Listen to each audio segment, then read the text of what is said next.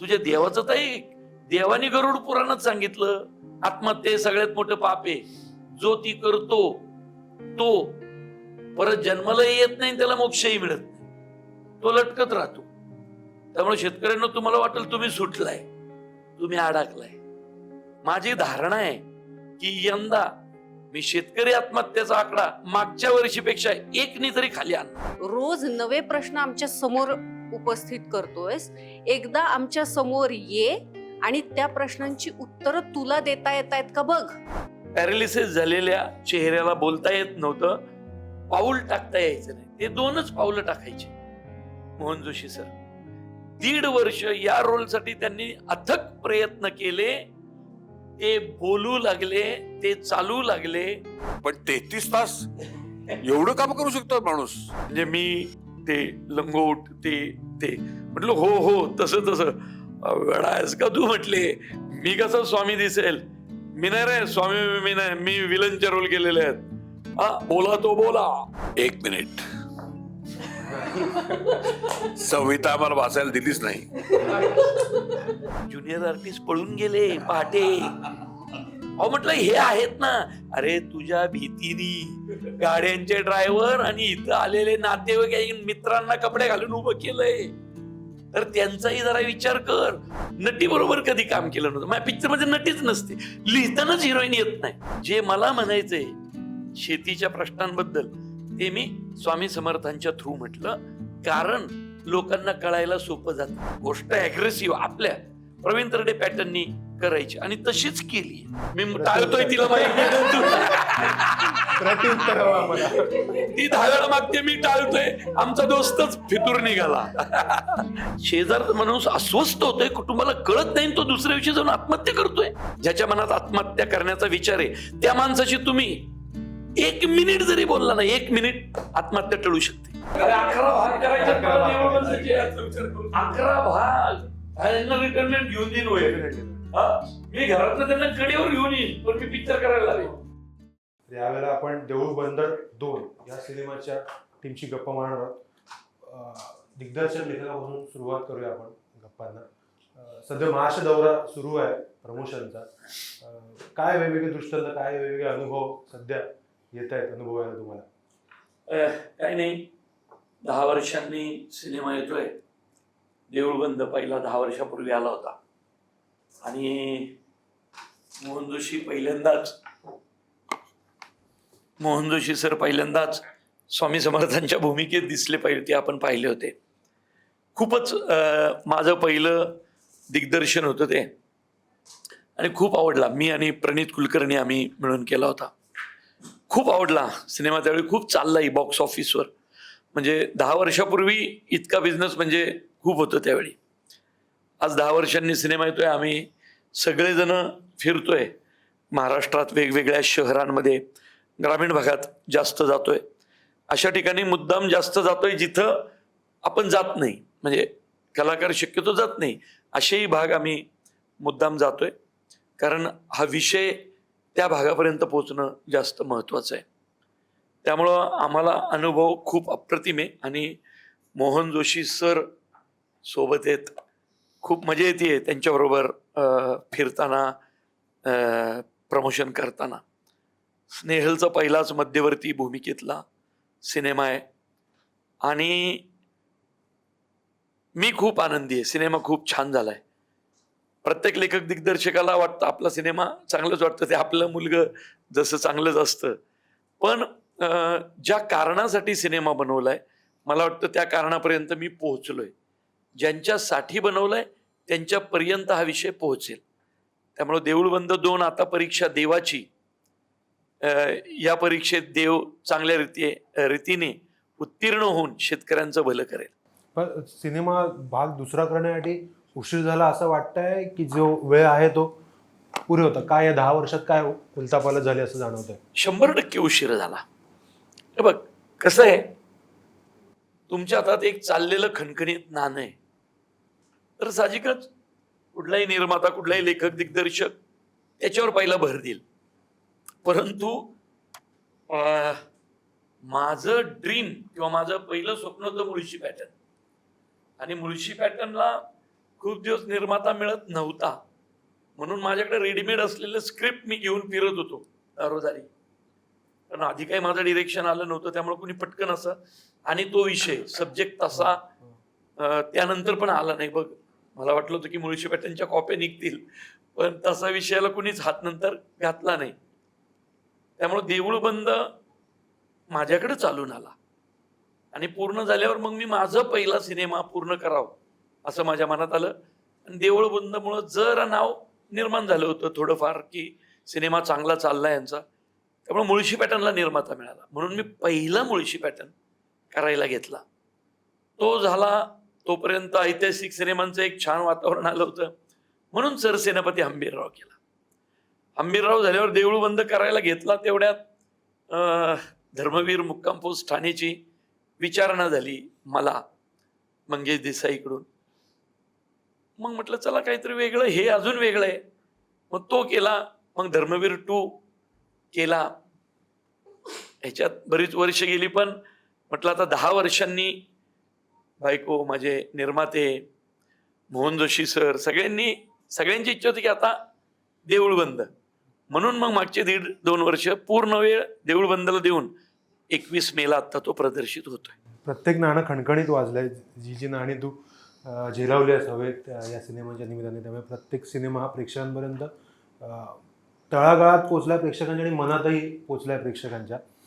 स्नेहलताई, मला तुला विचारायचं आहे की दादाचं स्ट्रगल इतक्या वर्षाचं तू बघितलंस, म्हणजे 10 वर्ष कदाचित इंडस्ट्रीला माहिती असतील, पण त्याच्या अगोदरचं पण स्ट्रगल तू बघितलंयस. आणि आत्ता दादा असं म्हणतं की तू माझ्या सिनेमाची नायिका आहेस, तू माझ्या सिनेमात शीर्षक भूमिका करायची आहे. हा जो सर्कल आहे हे ऐकल्यानंतर तुझ्या मनात काय भावना होत्या? माझं तर स्वप्न पूर्ण झालं.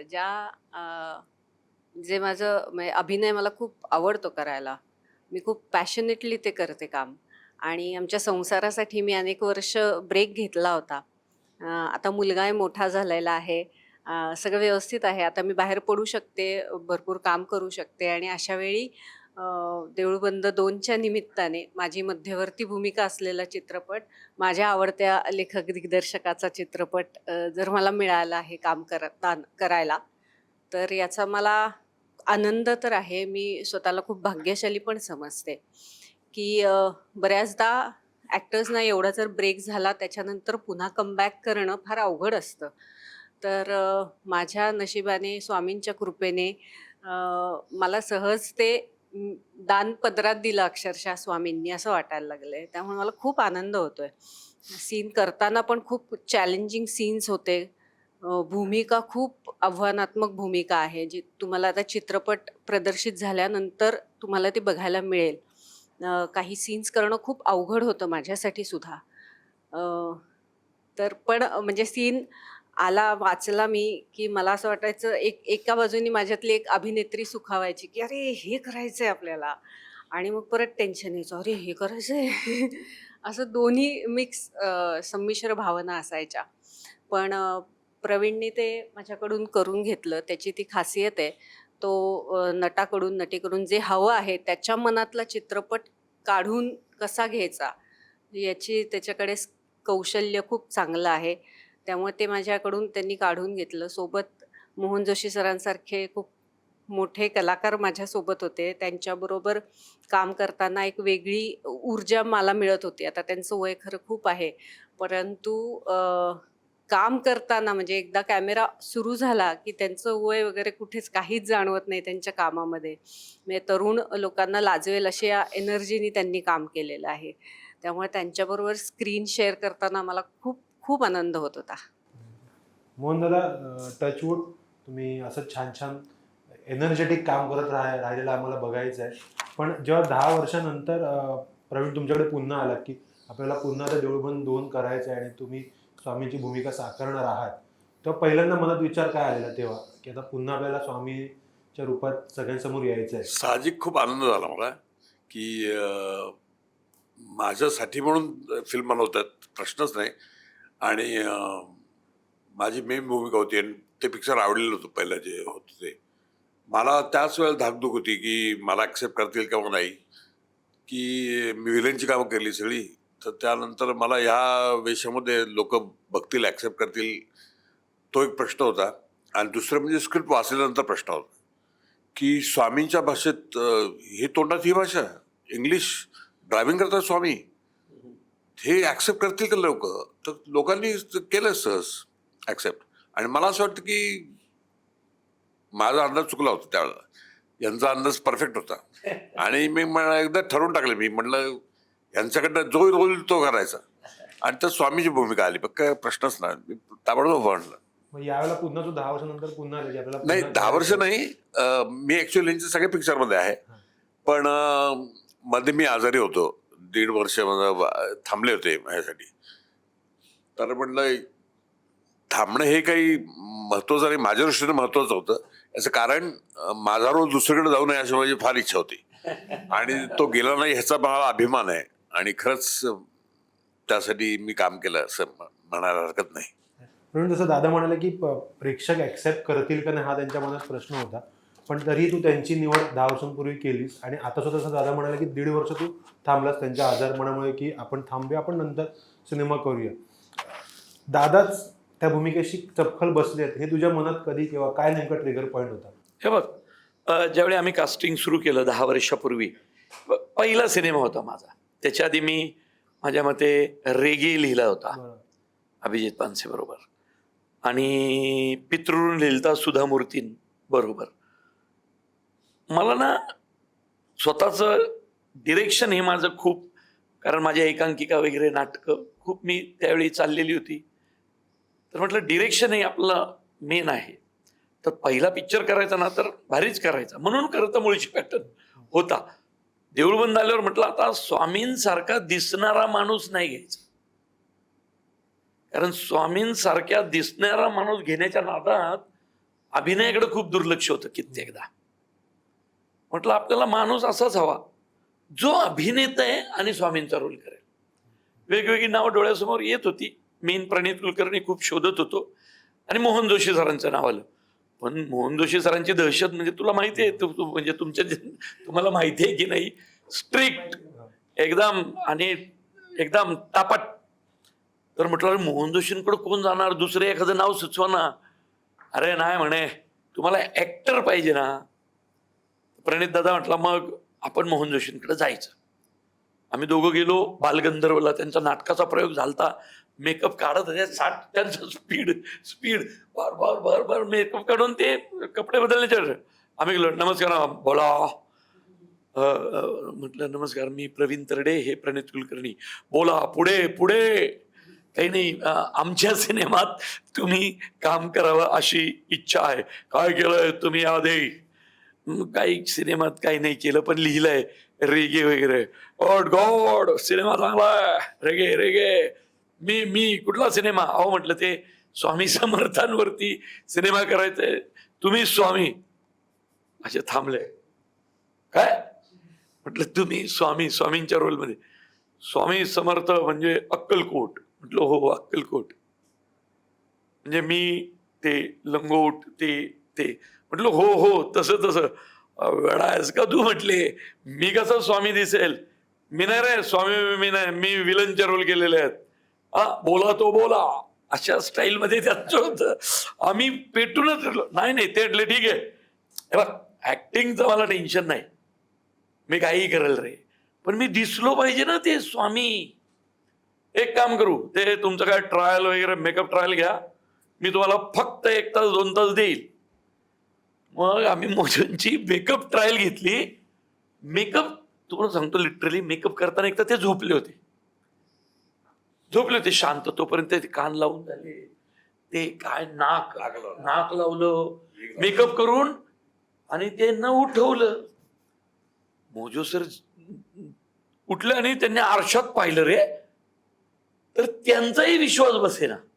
आम्ही तर सगळे खुश झालो, कारण आमच्या समोरच चालू होतं. त्यांनी स्वतःला पाहिलं आणि म्हटलं डन करू. मला एवढीच भीती होती मी त्यांच्यासारखा दिसेल की नाही. तर डन. स्क्रिप्ट पाहिल्यावर तर त्यांचे डायलॉग होते, if electricity is a creativity then there should be one creator, but I am not. असं थॉमस अल्वा एडिसन. मला म्हणे काय ते इंग्लिश का बोलतायत? म्हटलं ते देव आहेत ना, ते काय इंग्लिश, तमिळ, तेलुगू, कन्नड काही बोलतील ना ते देव आहेत. अरे ते तुझं झालं लोकांना पटेल का? म्हटलं हो, कारण ते एका शास्त्रज्ञाशी वाद घालतायत, त्यामुळे ते सायन्सच्या भाषेत वाद घालतायत. करत करत करत मोजो झाले तयार. शूटिंग सुरू झालं आणि त्यांनी जे केलं ते आपण सगळ्यांनी पाहिलंच आहे. यावेळी प्रॉब्लेम वेगळा होता. यावेळी ते आजारी होते. ते म्हटलं मी करूच शकत नाही बाबा, तू असं समज की मी आता हे अभिनय वगैरे बंद केले, हा, तर मी काय ते डायलॉग बोलू शकणार नाही. म्हटलं मोजो सर तुम्ही सांगा मी किती वर्ष थांबू, कारण स्वामी समर्थांच्या भूमिकेत तुमच्याशिवाय सिनेमात आता लोक कुणाला ऍक्सेप्ट करणार नाहीत, तर तुम्हीच मला पाहिजे. त्यातले मला थोडा वेळ दे. मग त्यांनी ते पॅरालिसिस झालं ना, तर त्यांनी आपण जसं पूर्वी थिएटरमध्ये करायचो तसं तोंडात पेन्सिल ठेवून डायलॉग म्हणणे, ते परत ट ट र र ल ल ल ल ते करणे. म्हणजे या वयात 600 सिनेमे केलेल्या मोहन जोशींनी 600 सिनेमांनंतर पुन्हा बॅक टू स्क्वेअर वन पहिल्यासारखी तयारी करून ते मैदानात आले आणि पॅरालिसिस झालेल्या चेहऱ्याला बोलता येत नव्हतं, पाऊल टाकता यायचं नाही. ते 2च पावलं टाकायचे मोहन जोशी सर. 1.5 वर्ष या रोलसाठी त्यांनी अथक प्रयत्न केले. ते बोलू लागले, ते चालू लागले, नंतर 5 पावलं, 10 पावलं, 15 पावलं टाकू लागले. आणि तुम्ही सिनेमा पहा आणि कुणीही सांगावा. आता पण मीही इतके दिवस सांगत नव्हतो, आज एका मुलाखतीत ते बोलले की मला पॅरालिसिस झालं म्हणून मी डेअरिंग केली बोलायची.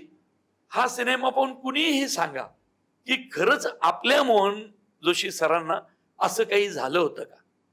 आणि जर वाटलं नाही तर तो अभिनय पाहिल्यानंतर कुठल्याही पॅरालिसिस झालेल्या माणसानी एवढंच लक्षात ठेवा की देऊळ बंद बघा, जर मोहन जोशी असं काही झाल्यानंतर असा सिनेमा करू शकतात इतका धावपळीचा, तर या जगात कुणीही काहीही करू शकतं. म्हणून आता मध्यंतरी मी अक्कलकोटच्या पण मुलाखत मी इंटरव्ह्यू बघितला, त्यातही तुम्ही म्हणाला की 24 तास माझ्याकडून काम करून 33 तास माझ्याकडून काम करून घेत होते. म्हणजे ते चिंता असते, बाबा आता तू तास कधी नको करू, ऑलरेडी माझा खूप जीव निघालाय. मग ऑलरेडी इतकं सगळं सफर करून स्वतःतली जिद्द अधिकाधिक बाहेर आणून पुन्हा सेटवर, आणि ती हेक्टिक शेड्यूल असते सगळ्यांना माहिती आहे शूटिंगचं, ही जिद्द नेमकं कुठून आली? जिद्द यांच्यामुळे आली नाही, खरी गोष्ट आहे. मी जेव्हा एखादा माणूस बघतोय की जीव तोडून काम करतोय, तर बाकीच्याने पण केलं पाहिजे ना आपण. पण पेशन्स 33 तास, नशा म्हणजे कामाची नशा किती असावी माणसाला. हा फार वर्कहोलिक माणूस आहे. आणि काय झालं, सवय झाली होती आम्हाला इतक्या वर्षांची, गेले 5-6 फिल्म्स केल्या. तर मी रिटर्न होतो म्हणलं, आणि नंतर म्हणलं हो जरा जागवा त्यांना. म्हटलं 33 तास झाले, असं काय करता तुम्ही? काल सकाळी 7 वाजता सुरू केलं म्हटलं शूटिंग, आज सकाळी 7 वाजून गेले, 10 रात्री संध्याकाळची शिफ्ट आली म्हटलं. त्यांनी यांना रिक्वेस्ट केली की त्याच्या वयाकडे बघा. मग त्यांना होशमध्ये आले की अरे बापरे इतका वेळ झाला का, सॉरी असं म्हणून त्यांनी पाठवलं. पण 33 तास एवढं काम करू शकतो माणूस? नाही पण या लोकांचं त्यात म्हणजे सहकार्य, कारण मला कळत नव्हतं. मला ते लोकेशन जे होतं ते इंडोर होतं, एक तर लाईक डे क्रिएट केलं, त्यामुळं मला काही तसं भानच नाही ना. आणि मला काही करून ते लोकेशन पुन्हा कधीच मिळणार नव्हतं, कारण एक खूप मोठं गोडाऊन, खूप महागडं आम्हाला मराठी पिक्चरला बजेटमध्ये आम्ही मिळवून घेतलं होतं. आणि मला काही करून ते त्या वेळात पूर्ण करून द्यायचं होतं, म्हणून मी सलग शूटिंग करत राहिलो. माझ्या काही लक्षात आलं नाही. आणि 250 ते 300 माणसं होती त्यावेळेला. आणि ते पळून गेले ज्युनियर आर्टिस्ट. बरं ज्युनियर आर्टिस्ट कसं रे, शहरामध्ये ज्युनियर आर्टिस्ट ट्रेन असतात, त्यांना माहिती असतं ना. शहरामधल्या ज्युनियर आर्टिस्टला माहिती असतं नाटक सिनेमा. हे गावाकडनं गावातली लोक रे गोळा केलेली, कुणाला सकाळी म्हशीच्या धारा काढायला जायचंय, कुणाला गाया घेऊन गोठ्यातनं कुठं डिरीत जायचंय. तर त्यांच्या जसं डिग्रीची आणि दुधाची वेळ झाली ती एक एक करून ते गेले पळून. बरं मला त्याचंही भान नाही, कारण माझ्या भीतीने मला सांगत नाहीत सेटवर गेले. दहशत. तर कुणी मला सांगत नाही काय झालंय. पिटेने काय केलं, सगळ्या गाड्यांचे ड्रायव्हर पकडून आणले, त्यांना ज्युनियरचे कपडे घातले कंटिन्युटीचे. ते कपडे त्यांच्या अंगावर घालून ते गाड्यांचे ड्रायव्हर बाकी सगळं सोड, पिठेचे 3 मित्र शूटिंग पाहायला आलते. बरोबर, मोठ्या बिझनेसमन. त्यांनाही हातापाया पडून ऐका ना, ज्युनियर्स पळून गेले, तो राक्षस आमचा जीव घेईल. त्यांनी त्यांनाही कपडे घातले आणि असं करून माझ्या दृष्टीने काय की ज्युनियर्स आहेत, त्यामुळे मला काय, मी आज शूटिंग चालूच आहे. नंतर मोहन जोशी सरांना मी सॉरी म्हणून नंतर कळल्यावर सोडलं. मोहन जोशी जाताना म्हटले, अरे वेडे, तुला माहित नाही ज्युनियर आर्टिस्ट पळून गेले पहाटे. अहो म्हटलं हे आहेत ना. अरे तुझ्या भीतीनी गाड्यांचे ड्रायव्हर आणि इथं आलेले नातेवाईक मित्रांना कपडे घालून उभं केलंय, तर त्यांचाही जरा विचार कर. आणि आमच्या ओरडतो तसं त्यांच्यावर ओरडू नको, ते आपल्या मदतीसाठी थांबलेत. मग माझ्या लक्षात आलं आहे हे प्रकरण लयच हाताबाहेर गेले. मग मी पटपट संपवून ते शूटिंग संपवलं. पण तो दिवस कायम. पण तरी सुद्धा नंतर 7 तास काम केलं. हा, मोजो गेल्यावर आता मी गेल्यानंतर हे तरी दडपण होतं ना. मोहन जोशी गेल्यावर बाकीच्यांना कुठलं सोडतोय. पण मग चे हा सगळं पॅशनेटपणा किंवा हे सगळी चिकाटीपणा हा कुठून आलाय, काय नेमकं मनात आहे? हे सगळं एकांकिका स्पर्धांमधून. आणि दुसरं गोष्ट, मूळचा शेतकरी येणार आहे मी. मूळचा शेती आहे. म्हणजे भले माझं MBA पेरिशेबल प्रोडक्ट मध्ये झालेलं असलं, मी प्राज इंडस्ट्रीत मटेरियल मॅनेजर होतो, तरी हे सगळे शहरात आल्यानंतरच्या गोष्टी ना. आजही मी रमतो शेतीतच ना. आणि शेतकरी किती चिवट असतोय बघ ना. आत्ताच्या परवा कांद्याला 50 पैसे का 1 रुपया भावाला, परवा. बरोबर ना, 50 पैसे क्विंटल. म्हणजे काय रे, म्हणजे ही म्हणजे असे आहेत रे आम्ही. तर ही चिकाटीने हे चिवटपणा तर तुला काय सांगू. शेतकऱ्यांचा विषय म्हणून over the period of time इतकी वर्ष झाले शेतकऱ्यांचे प्रश्न आहेत तिथेच आहेत, वेगवेगळे प्रश्न बदलत असतात, ते वाढत असतात. पण अशा वेळेला दरवेळेला आता या आपल्या सिनेमाच्या निमित्ताने स्वामी येऊन तो प्रश्न सोडवण्याचा प्रयत्न करत आहेत, त्यांना शेतकऱ्यांना सहकार्य करत आहेत. मांजरेकरांनी मध्यंतरी पिक्चर बनवतो तेव्हा महाराजांना यावं लागलं त्यांची हाक ऐकायला. आपण का आपले सॉल्व्ह करू शकत नाही? महापुरुषांनाच का दरवेळेला यावं लागतं हे सगळं करायला? महापुरुष हे असं प्रतीक आहेत की जेव्हा आपण हतबल होतो किंवा आपल्याला वाटतं की आपली ताकद थांबली, कित्येकदा आपल्या घरात काही वाद झाला, कामाच्या ठिकाणी काही वाद झाला, की आपण डायरेक्ट बॉसशी कित्येकदा आपण कुणाशी जाऊन भांडू नाही शकत. एक हक्काचं ठिकाण असतं भांडण्याचं, ते म्हणजे आपला देव्हारा किंवा देव. आपण त्याशी एकट्यात आपण त्याशी भांडू शकतो, त्याच्यावर आरडाओरडा करू शकतो, बरोबर की नाही? कारण आपलं ऐकून घेईल असं हे एकमेव ठिकाण आहे हे आपल्याला माहित असतं. मग त्याच भावनेला मी थोडंसं सिनेमात परावर्तित केलं आणि जे मला म्हणायचंय शेतीच्या प्रश्नांबद्दल ते मी स्वामी समर्थांच्या थ्रू म्हटलं, कारण लोकांना कळायला सोपं जातं. आपल्याकडे कसं माहिती का, देव आला, देव बोलला, देवानी सांगितलंय, देव असं म्हणाले होते, असं सांगितलं ना की आपल्याकडं पटकन कळतं. त्यामुळं आम्ही त्याचा आधार घेतला. उल्लेख केला म्हणजे सरांच्या आजारपणाबद्दलचा म्हणा किंवा एवढे तास काम करण्याचा म्हणा, या सगळ्यामध्ये तुमच्या वैयक्तिक श्रद्धेचा भाग किती? म्हणजे हा विषय तसा आहे सिनेमासमोर. हे बघ, माझी खरी श्रद्धा सिनेमावर, नाटक सिनेमावाला आहे मी. आणि स्वामी समर्थांना मी खूप मानतो. आता म्हणजे मागची 10 वर्ष आधी, म्हणजे मी 10 वर्षापूर्वी मी बऱ्यापैकी नास्तिक होतो. म्हणजे असं काही रोज देव पूजा असं माझ्याकडनं घडत नव्हतं. बरं, वारकरी कुटुंबातला आहे, घरात 2 टाइम पूजा पाहिल्या आहेत मी लहानपणापासून. वडिलांचं नाव विठ्ठल, आईचं नाव रुक्मिणी आहे.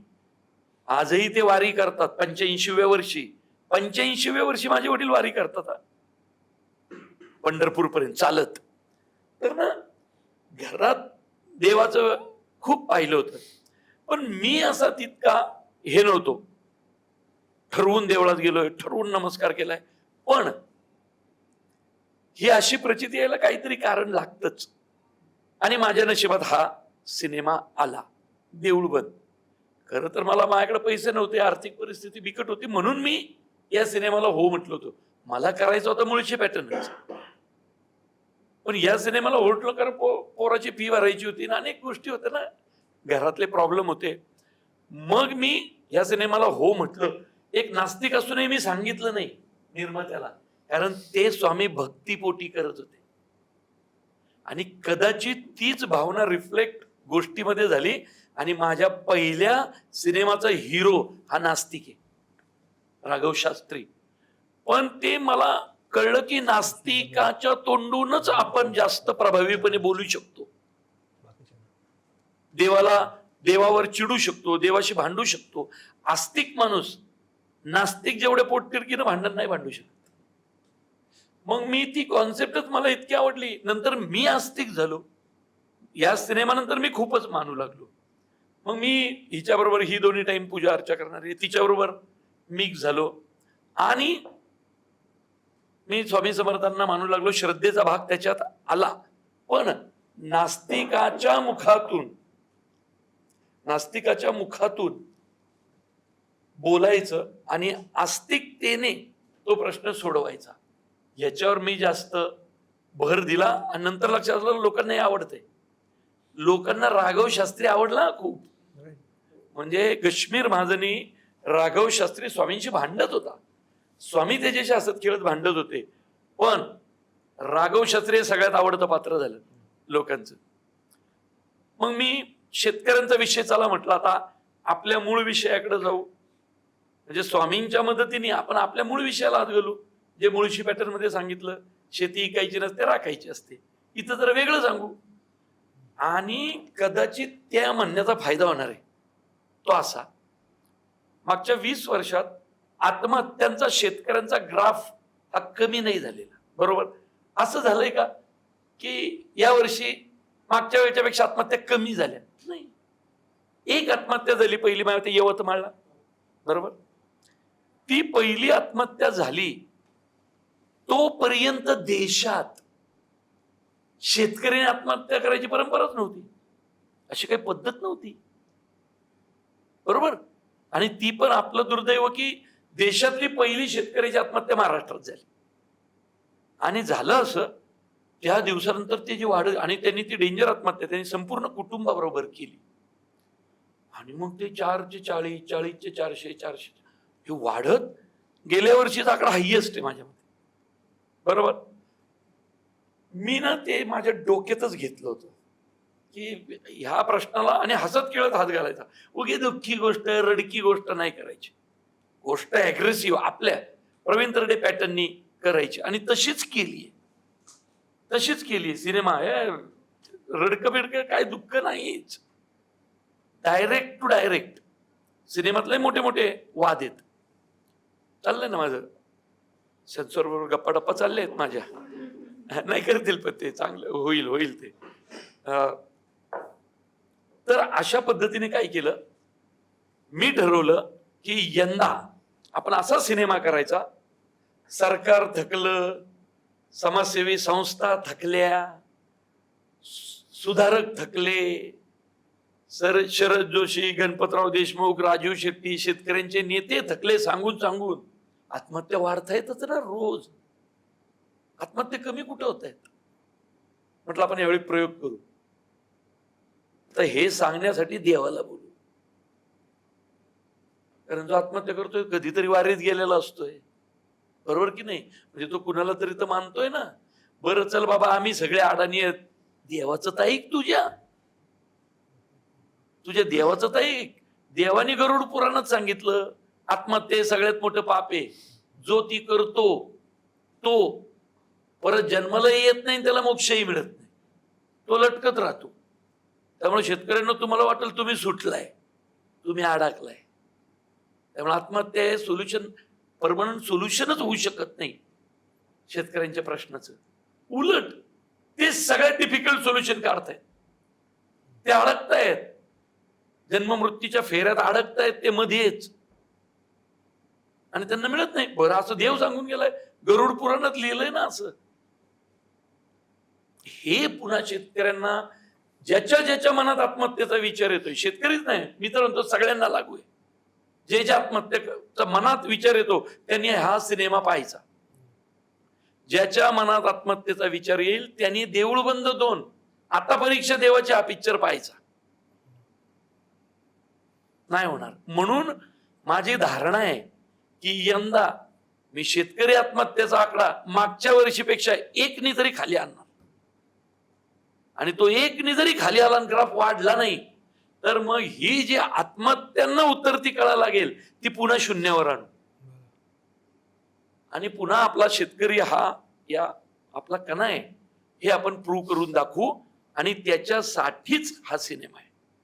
देव सांगणारे आणि वेदांमधले, उपनिषदांमधले, पुराणातले, गरुड पुराणातले सगळीकडचे दाखले देत बोलणारे, द्वापार युग, सतयुग, त्रेतायुग, कलियुग, प्रत्येक युगातली माणसाच्या जगण्याची किंमत सांगणारे. जर 80-90% लोक देव मानणार आहेत, रोज कुठल्या ना कुठल्या तरी मंदिरात जाणार आहेत, तर त्यांच्याशी आपण त्यांच्या भाषेत बोलू. हा मी माझ्याकडनं केलेला शेवटचा प्रयत्न असेल आणि तो प्रभावी ठरणार. स्नेहलताई, मला तुझ्या व्यक्तिरेखेविषयी जाणून घ्यायचं आहे. काय नेमकी व्यक्तिरेखा आहे, जितकं आपण सांगू शकतो प्रेक्षकांना, जितकं आपण टीच करू शकतो, प्लीज. संगी पायगुडे असं माझ्या व्यक्तिरेखेचं नाव आहे, आणि ती एका आस्तिक नवऱ्याची नास्तिक बायको आहे. म्हणजे नास्तिक म्हणजे कशी, आता आपल्याकडे ना पूर्ण नास्तिक असं नाही, म्हणजे गावाकडची नास्तिक जिला राग आहे त्या देवाचा, कारण नवरा खूप सारखं स्वामी स्वामी स्वामी करतो, मग नवरा सारखं स्वामी स्वामी करतो तर तिला त्याचाच राग आहे, अशी ती नास्तिक आहे.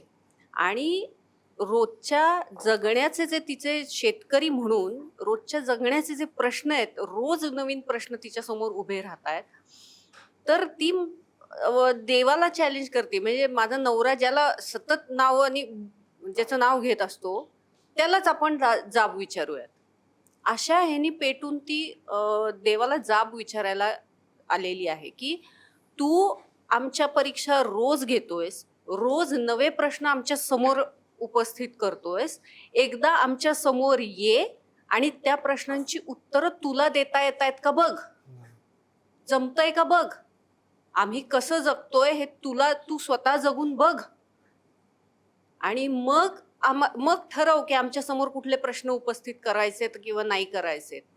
या ह्यानी रागानी ती देवाला, स्वामींना बोलवते, आणि स्वामी सुद्धा भक्तासाठी, म्हणजे ती स्वामींचं वाक्य पण आहे एक चित्रपटामध्ये की रोज तिच्या हातचा नैवेद्य खातो मी, आज दगड खातो, असा एक डायलॉग पण आहे. तर स्वामी सुद्धा हसत हसत तिच्या परीक्षेला सामोरं जात आहेत. अजिबात म्हणजे पोस्टरमधून पण आपल्याला कळतं की मी चिडलेली आहे, पण स्वामी मात्र हसत मागे बसलेले आहेत. ते म्हणतात की मी हसत, तू बोलवलंयस ना मला, मी हसत हसत तुझ्या परीक्षेला मी सामोरा जाणार. मोहन जोशी सरांबरोबर काम करण्याचा अनुभव मला जाणून घ्यायचा आहे की इतकं ऋषितुल्य व्यक्तिमत्व आहे, इतके वर्ष ते काम करत असतात. त्याने आता तुम्ही त्यांची जिद्द सांगितली, कशा जिद्दीने आजही ते इतक्या वेळात काम करतात, त्यांच्याविषयीचा अनुभव मला जाणून घ्यायचा आहे. प्रवीणनी पण आत्ता जसं सांगितलं, त्यांनी त्यांचा प्रवास सांगितला या चित्रपटाचा. त्यांना पॅरालिसिसचा अटॅक आलेला होता, प्रवीण थांबला होता की तेच स्वामी हवेत म्हणून. प्रेक्षकांनाही तेच स्वामी खरं तर हवे असणार 100%, जे आपल्याला आता कमेंट्समधून आणि ह्याच्यातून आपल्याला कळतंय की त्यांच्याशिवाय दुसऱ्या कुठल्या स्वामींना प्रेक्षक पण बघायला तयार नाही आहेत. आणि प्रवीणच्या इतर चित्रपटांमध्ये सुद्धा, सगळ्या चित्रपटांमध्ये आहेत मोहन जोशी सर. त्यामुळे मी जेव्हा सेटवरती गेलेली आहे त्या चित्रपटांच्या तर तेव्हा मी पाहिलेलं आहे त्यांना. पण काम करताना पाहणं आणि एकत्र स्क्रीन शेअर करणं याच्यामध्ये खूप फरक असतो. तर सुरुवातीला कुठेतरी दडपण आलं होतं मला, म्हणजे पहिल्या दिवशी पहिला सीन करताना थोडीशी मी बुजलेली होते, थोडासा संकोच होता मनामध्ये. पण ते खरंच म्हणजे खूप मोठे ऍक्टर आहेत. म्हणजे मोठा ऍक्टर कसा असतो की समोरच्याला जो नवीन आहे आपल्याला त्याला पण जो कम्फर्ट देईल काम करताना तो खरा मोठा ऍक्टर. तसं ते खरंच खूप मोठे कलाकार आहेत. मला अजिबात त्यांनी असं जाणवू दिलं नाही की मी नवीन आहे किंवा मी पहिल्यांदा त्यांच्याबरोबर काम करतेय आणि ते कोणीतरी खूप मोठे कलाकार आहेत आणि माझी ही तर सुरुवात आहे असं कधीच म्हणजे त्यांच्या बोलण्यात कॅमेऱ्याच्या मागे सुद्धा कधी बोलण्यात जाणवलं नाही आणि कॅमेरासमोर तर नाहीच नाही. ते नेहमीच कम्फर्ट झोन मला सुद्धा देत होते. त्यामुळे मला करताना त्यांच्याबरोबर खूप मजा पण येत होती. त्यांच्याकडून खूप शिकायला पण मिळत होतं. म्हणजे त्यांच्या एनर्जीचं तर आता प्रवीणनी जेवढं कौतुक केलं तेवढंच मला पण खूप कौतुक वाटलं. म्हणजे इतकं ऊन होतं ना, खरंच खूपच ऊन होतं. 47-48 काहीही तापमान होतं आणि आम्ही शूट अशा ठिकाणी करत होतो जिथे झाड नाही, एक झाड नाही. आम्ही माळरानावर शूट करतोय. म्हणजे सावली म्हणजे सावली आपल्या हात अजिबातच डोक्यावर नाही. घ्यायची हीच सावली. म्हणजे इतकं ऊन होतं की माझे म्हणजे जेव्हा आणि क्लोज vanity नाही, काय नाही. काहीच नाही. क्लोज सीन जेव्हा असायचे ना, तेव्हा मला ओलं फडकं पायावर टाकायला लागायचं. इतके चटके बसायचे. म्हणजे एवढं ऊन होतं. आणि अशा ह्याच्यामध्ये त्यांच्या अंगावर कपडे नाहीत. नुसती एक ती शाल स्वामींची ती पांघरलेली आणि लंगोट आणि ऊन. म्हणजे मी आजारी पडले होते त्या उन्हानी. पण त्यांना नाही, त्यांना काही नाही झालं. मला त्या एनर्जीचं इतकं कौतुक वाटलं की म्हटलं ही या वयात ही एनर्जी आपल्याला पण आली पाहिजे. या एनर्जीने आपण पण काम केलं पाहिजे. हे पण एक नकळत माझ्यापर्यंत आलं. मला खूपच भारी वाटलं मला त्यांच्याबरोबर काम करून. म्हणून दादा मला विचार की यावेळी जेव्हा संहिता तुम्ही वाचली देऊळबंद 2ची, त्या संहितेमधलं सर्वात जास्त काय आवडलं तुम्हाला? 1 मिनिट. नाही. संहिता आम्हाला वाचायला दिलीच नाही. पहिली 33 पानं वाचली मी आणि त्यानंतर मागे लागलो क्लायमॅक्स काय आहे. क्लायमॅक्स सांगेन मी तुम्हाला. काही गोष्टी हे स्वतःकडे ठेवतात आणि चांगली गोष्ट आहे. कारण काय सांगतो, अनेक कलाकारांनी सवय आहे की मी पिक्चर करतो बरं का, तरडे सरांकडे पिक्चर करतो मी, काय स्टोरी काय लगेच दिली बघून. त्यांनी त्याला बघली, त्यांनी सगळीकडे सांगितली आणि एका पिक्चर काढलं. असं होतं झालं रे. आणि ते टाळण्यासाठी म्हणून काही पानंही आपल्याकडे ठेवत आणि हे करेक्ट आहे. हे तत्वज्ञान मला खूप पटलं की सगळं स्क्रिप्ट देण्यात पॉईंट नाही काही. आणि करणार काय, मी घरात ठेवणार, करणार काय, मी वाचणार फक्त ना. पण आता चित्रीकरण कम्प्लीट झाल्यानंतर कोणता भाग सर्वात जास्त आवडला? ते लिखाणातला काय फार आवडलं? सुंदर भाग आहे, खरंच सुंदर भाग आहे. मी कम्पॅरिझन करत प्रकाश झा, खरंच तेच गुण आहेत. म्हणजे ते फक्त त्यांच्यात ते कॅमेरा पण हँडल करतात, हे कॅमेरा हँडल नाही करत. यांची ज्यांनी म्हणजे जमेल नाही असं नाही, पण अजून 5-6 पिक्चर जरा लिमे रागवतील मग. मग तीही ताब्यात घेईल. ना ते ताब्यात येईल. खरंच आहे, खरंच आहे. आणि करावं त्यांनी, खरंच करावं. कारण माझ्या सदिच्छा आहेत, नक्की सांगतो. कारण इतके वेगवेगळे रोल मला दिलेत, मी केवळ रोल दिले म्हणून नाही, पण ह्यांच्यात खरंच कॅपॅसिटी आहेच, प्रश्नच नाही. प्रकाश झा 1 आणि 2 तरडे सर. प्रवीण, 20 वर्षापूर्वीचा प्रवीण जो कॉलेजमध्ये एकांकिका करत होता आणि आज मोहन जोशी सारखे व्यक्तिमत्व अशा प्रकारे कौतुक करतात, असं कंपॅरिझन करतात, आज ऐकून काय वाटतंय? मला खूप आनंद झाला की मोहन जोशी सरांनी माझी तुलना प्रकाश झा सरांशी केली. कारण माझे त्यांचे अपहरणपासून सगळे ते माझे खूप आवडते सिनेमे आहेत ते. त्यामुळे मला खरंच खूप आनंद झाला. हे बघ, एवढा मोठा नट जेव्हा आपलं कौतुक करतो नक्कीच भरून येतं. म्हणजे आपण जे इतके वर्ष कष्ट केले, कारण खरं सांगू का, आपल्याकडे कौतुक करायची परंपरा तशी कमी आहे. आपल्याकडे लोक ना पटकन असं करत नाहीत. त्यांना जास्त ह्याच्यातच तो डिरेक्टर असा, तो माझ्यावर चिडला, तुम्हाला अरे बाबा पण पिक्चर भारी झाला ना, तुझा रोल भारी झाला ना, तुला बक्षीस मिळाली ना एवढी, त्याचं काय नाही का. तर शेवटी कसं आहे, आपण पण बघ शाळेत होतो त्यावेळी आपल्याला गणिताचे टीचर आवडायचेच नाहीत, आपल्याला पीटीचे सर आवडायचे किंवा चित्रकलेचे. कारण जे सोपं असतं आपण त्याला पटकन घेतो. सेम माझ्या बाबतीत ते मोहन जोशी सर ते प्रेम करतात म्हणून माझ्या सिनेमात ते आहेत. हंबीरराव मध्ये औरंगजेब केला त्यांनी. मुळशी पॅटर्न मधला त्यांचा राहुल्याचा बाप अण्णा, अण्णा एकदा हस ना, तुला हसताना बघायचंय, असा ओम भूतकर ज्यावेळी म्हणतो त्यावेळी मोहन जोशींनी दिलेली रिएक्शन की बाळा माझ्या चेहऱ्यावरचं हसू या हमालीमुळं नाही, तुझ्या गुन्हेगारीमुळे गेलंय. हा जो मोजोनचा डायलॉग आहे अंगावर काटा आणतो. किंवा एवढं बी पांढरं नको घालत जाऊ रे की तिळ एवढं बी काळ लोकांच्या नजरेत येईल. तर हे जी गंमत आहे ना, अरे मी लिहिल काही रे, पण मी लिहिलेलं त्या ताकदीने बोलणारा माणूस पाहिजे ना समोर. स्वामींचे डायलॉग मी वेदांमधले द्वापार युगाचे काही रेफरन्सेस दिलेत.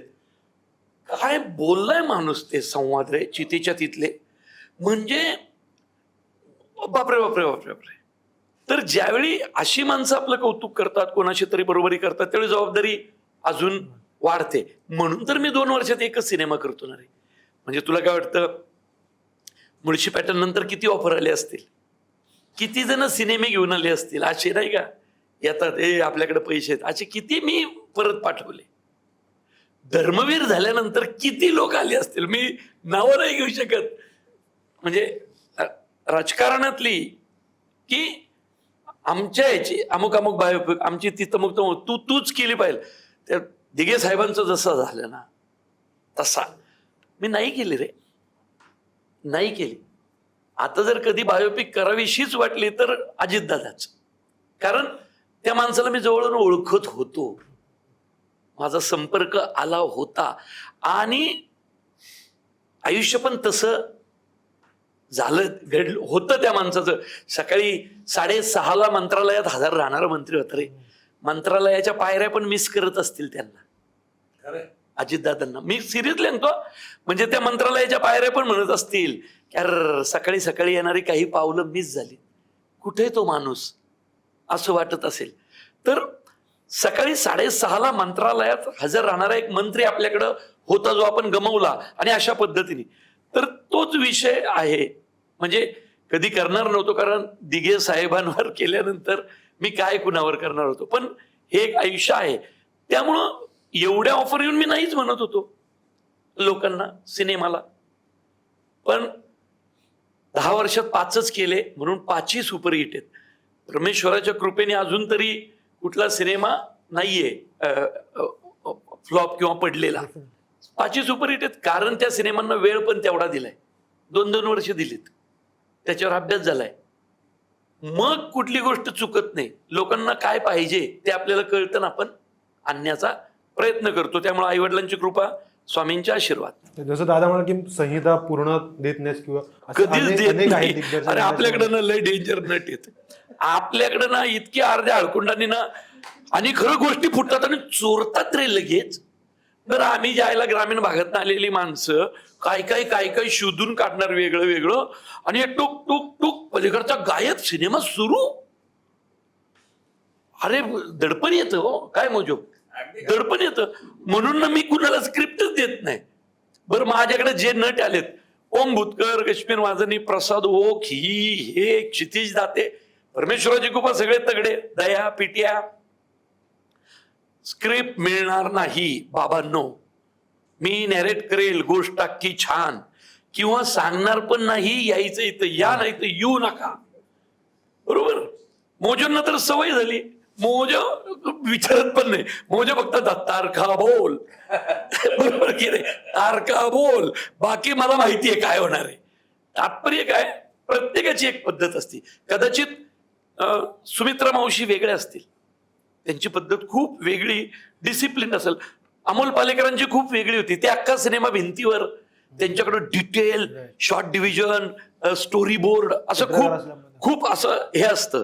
संजय सुरकरांना गोष्ट 2 कागदावरची त्यांची माहिती असते. महेश मांजरेकरांना गोष्ट त्यांनाच माहिती असती. बरोबर की नाही. प्रत्येकाची पद्धत आहे दिग्दर्शनाची. संजय जाधव तगडे नट आणि कॅमेऱ्यावरची हुकूमत, डिरेक्शनवरची, ही संजय जाधवचा प्लस पॉइंट आहे. आदित्य सरपोतदारची अजून एक हुकमी शैली आहे प्रेझेंट करण्याची. तर आपल्या मराठीत सगळे सोन्यासारखे दिग्दर्शक आहेत, प्रत्येकाची पद्धत वेगळी आहे. मी थोडा वेगळा आहे. आणि ती मी माझी क्रिएट केलेली आहे. त्यामुळे ज्याला झेपतं त्यांनीच करावं असं माझं म्हणणं असतं. पण मला अजून तरी असं कोणी भेटलं नाही, सगळे चांगलेच भेटले. नटी बरोबर कधी काम केलं नव्हतं. माझ्या पिक्चरमध्ये नटीच नसते. लिहितानाच हिरोईन येत नाही, लिहिताना हिरोईनच येत नाही. घाबरून येत नाही काय? नाही माझ्या मनात मी घाबरतो कदाचित. त्यामुळे नटी असा संबंध नव्हता. स्त्री प्रधान सिनेमाच मी केलेला नाही, मला माहितीच नाही. पहिल्यांदा मला वाटलं शेतकऱ्यांची स्त्री प्रधान गोष्ट सांगावी. म्हटलं आईला कुठल्या बाईला जर आपण सीन समजायला गेलो आपल्या पद्धतीने तर आईला ती तर आपली कंप्लेंटच करायची पोलीस चौकीत, नाही का? माणूस अंगावर धावून आला, त्यांनी माझ्यावर दगड उगारला, त्यांनी मला काठी फेकून मारली. बरं मला काय, आता इंटेन्शन थोडीच असतं. इंटेन्शन, मोटिव्ह, मोशन, 3 गोष्टी महत्वाच्या असतात ना गुन्ह्यात. माझं इंटेन्शन थोडीच वाईट असतं. ओरडतो. मग बायकोच घेतली. म्हटलं आहे तसा तरडे पॅटर्न तिच्या अंगावर टाकला जो तिला माहिती होता. त्यामुळे आता बघू कुठल्या स्त्री प्रधान सिनेमा कधी भविष्यात केला तर गेली कधी वेगळी नटी, मग बघू कोण येते नशिबात. जाबू. मी टाळतोय तिला माहिती. प्रत्युत्तर हवं आम्हाला.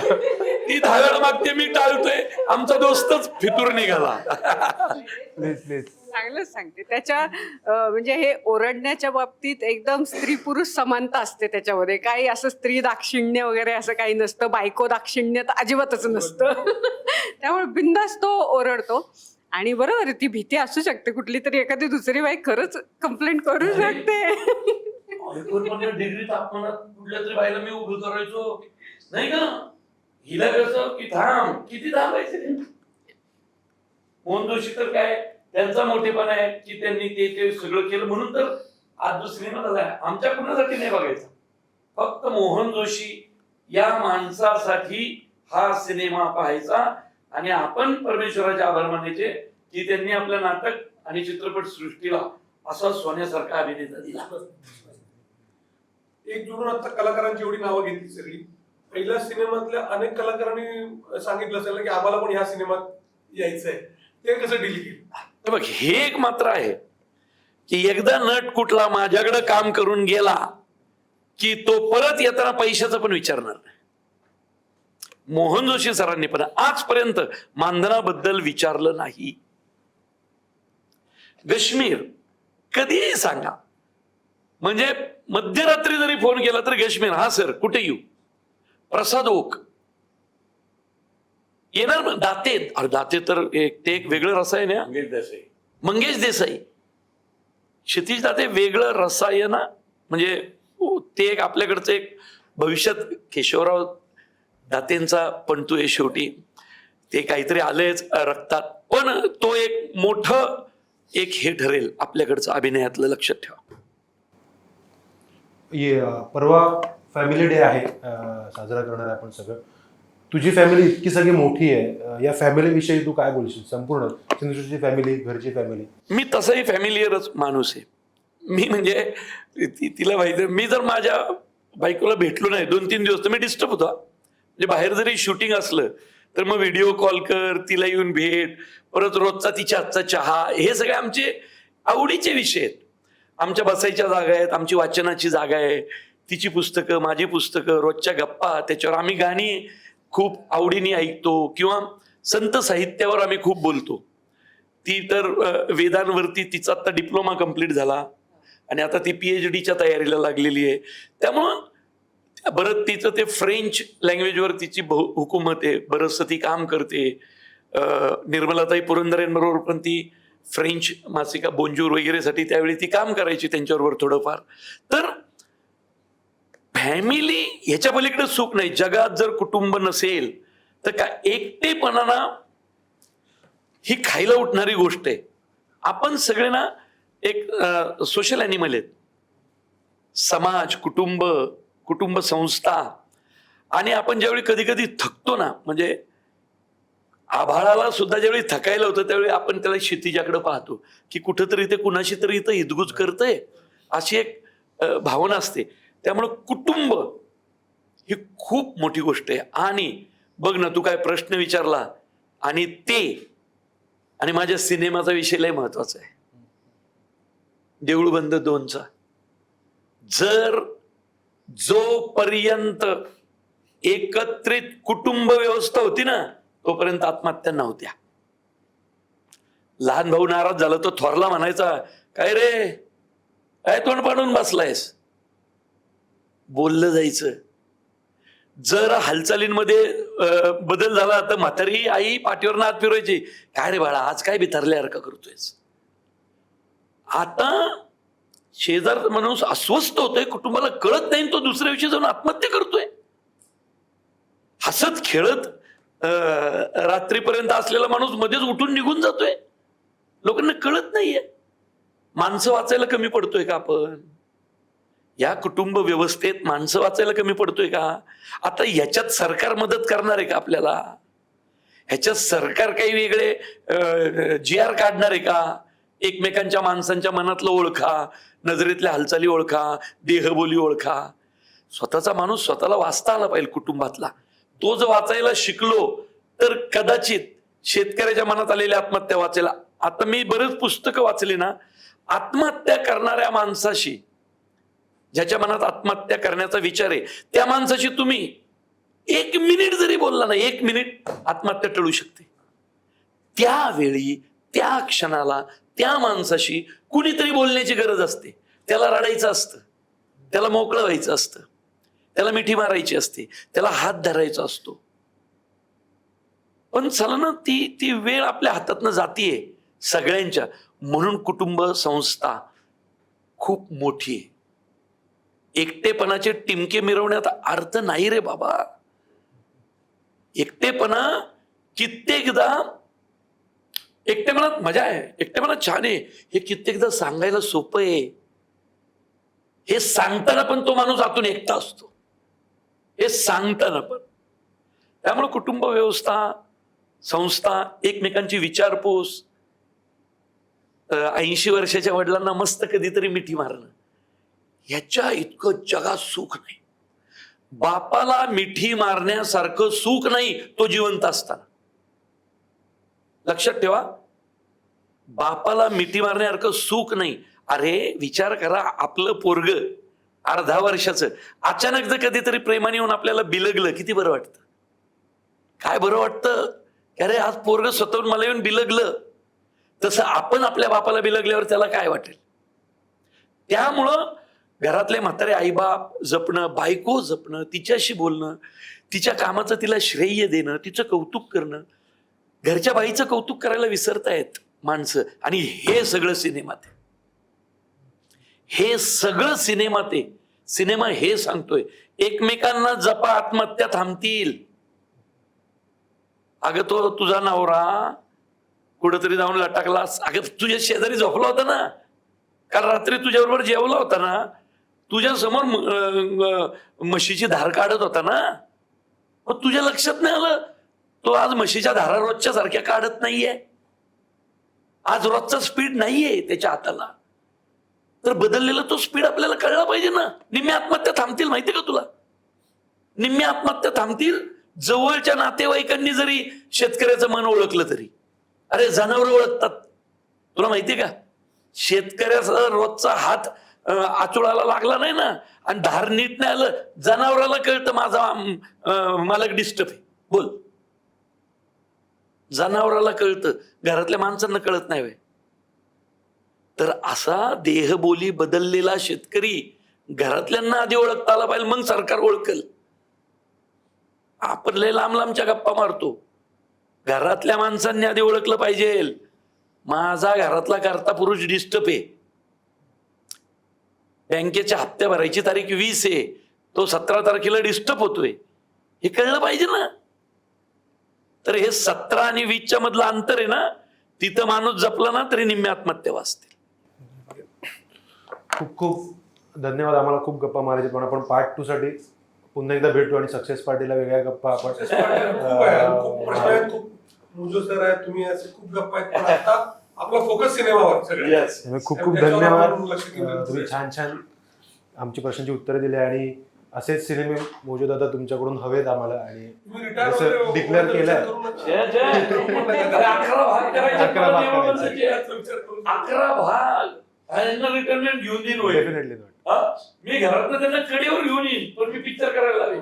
काय मोजे पुढे जायचं आपल्याला सांगायनंतर नाही आता बोलायचं सांगायचं Great, great, great. सिनेमात कळेल तुम्हाला हे. पुढचं डेस्टिनेशनच कळेल.